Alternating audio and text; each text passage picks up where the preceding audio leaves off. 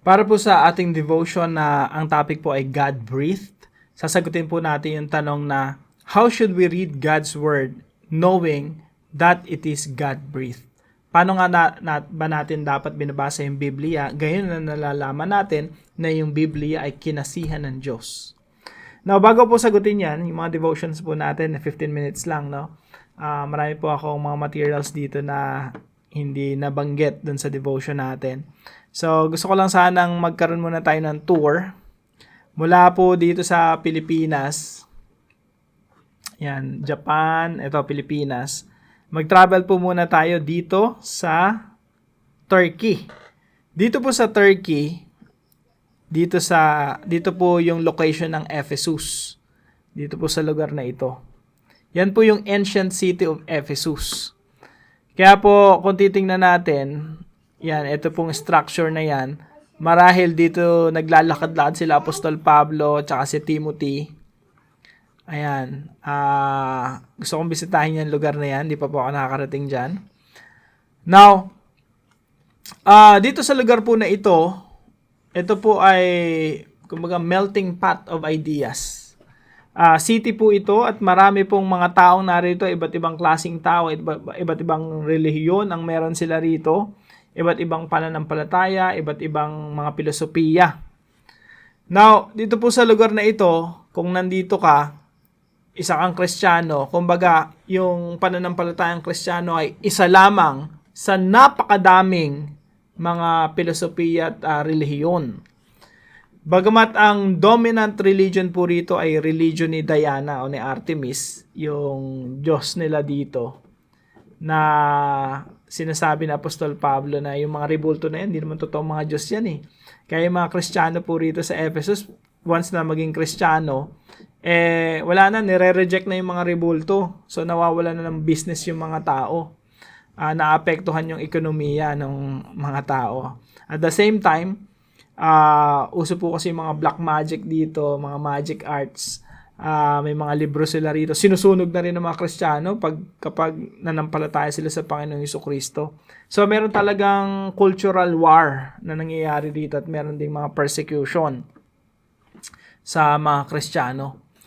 Now, isipin nyo po, no, si Timoteo, siya yung nagpapastor dito sa lugar na ito. Yung mga tao talaga dedepende sa kanya, sa mga katuruan niya.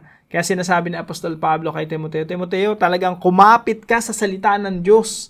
Napakadaming ideas, napakaraming katuruan dito. And actually, marami ng mga Kristiyano rito, marami ng sinasabi nilang mananampalataya sila ni Kristo, pero tumalikod na sa pananampalataya.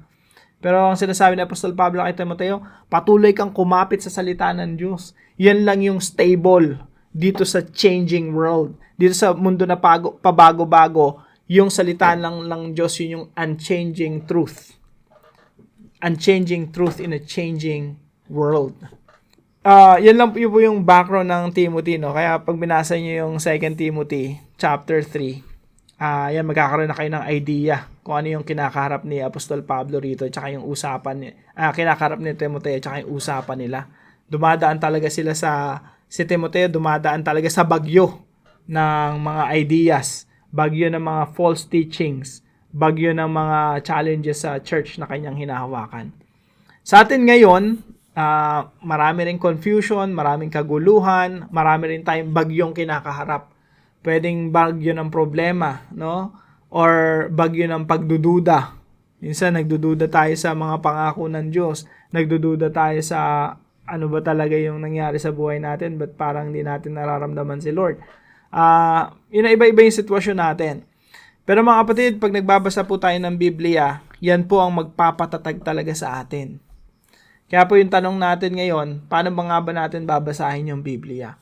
So unang-una po, pag magbabasa tayo ng Biblia, umpisahan po natin sa panalangin. Hingin natin yung gabay sa Santong Espiritu kasi ang Santong Espiritu po ang pinaka-author ng Biblia. So bago pa tayo magbasa ng Biblia, bago pa natin buklatin yung Bible natin, nangungusap na tayo, nagpe-pray na tayo at sinasabi na natin, Lord, tulungan niyo po ako, bubuklatin ko po yung inyong banal na kasulatan. Tulungan niyo po ako maunawaan yung mga bagay na gusto niyong maunawaan ko. Humingi na agad tayo ng gabay sa Santong Espiritu. At habang binabasa po natin yung Biblia, mga kapatid, ang ginagawa po natin interactive. Paano pong interactive? Habang nagbabasa po tayo ng Bible, tinatanong natin agad si Lord, Lord, ano ba yung kapahayagan ninyo tungkol sa inyong sarili? Sino ka sa binabasa ko? Ano yung makikita ko rito sa binabasa ko? God is merciful ba? God is loving? God is kind? God is just? Ano yung revelation mo patungkol sa sarili mo? Paano mo pinapakilala yung sarili mo sa mga binabasa ko? Ang Diyos ba ay faithful, matapat? Ang Diyos ba ay hindi nagpapabaya sa kanyang mga anak? So, ang intention po natin pag nagbabasa ng Biblia ay mas makilala pa ang Diyos. Kaya po, ganun yung tanong natin, yung first line of question. Lord, sino ka sa binabasa ko? Now, habang nagbabasa tayo ng Bible, marami pang mga questions po yan. Tinatanong natin si Lord na, Lord, meron ka bang pangako dito na dapat kong panghawakan? Nasaan dito sa binabasa ko? Lord, meron bang katuruan dito na dapat kong panampalatayahan? Meron ba ditong mga principle na dapat kong isabuhay? So, interactive po. Ibig sabihin, nangungusap si Lord sa atin, nangungusap din tayo sa Lord. Nagpe-pray tayo, tapos si Lord nangungusap sa atin. So, yun po yung number 1 suggestion ko po pag magbabasa po tayo ng Bible, interactive. We do it prayerfully. Kinakausap natin si Lord. Lord, ano ba yung gusto nyong i-impress sa puso ko? Ano ba yung gusto nyong panampalatayahan ko? Ano ba yung gusto nyong sundin ko? Ano ba yung pinag-uutos nyo rito na dapat kong matupad? Ano ba yung mga pangako mo dito na dapat kong panghawakan? Sino ka ba dito sa binabasa ko? So, interactive po yung pagbabasa natin ng Biblia. Bakit po? Kasi ito pong Biblia ay God-breathed. Kinasihan ng Diyos. Ibig sabihin, pag nagbabasa tayo ng Bible, si Lord ang kausap natin. Kaya po, interactive. So, kayo po, ano pong sagot niyo po sa tanong natin na to? How should we read God's Word knowing that it is God-breathed? Ipalam niyo lang po sa comment section right below this video. At kung meron po kayo natutunan sa devotion natin, pwede niyo pong i-send sa akin sa Facebook Messenger ko na Russell Ocampo. Kung friends tayo sa Facebook, send nyo lang po sa akin. Ma-appreciate ko po yung selfie video nyo. Pag nag-send po kayo sa akin, bigyan nyo na po ako ng kalayaan na isama yun sa mga videos na ginagawa ko po. Depende po kung kailan nyo sinend. Kasi baka mamaya tapos na yung editing, tapos na-send nyo. Hindi ko na po may isasama sa mga videos. So, yun lang po. God bless po sa inyo. Pagpalain po kayo ng ating Panginoon.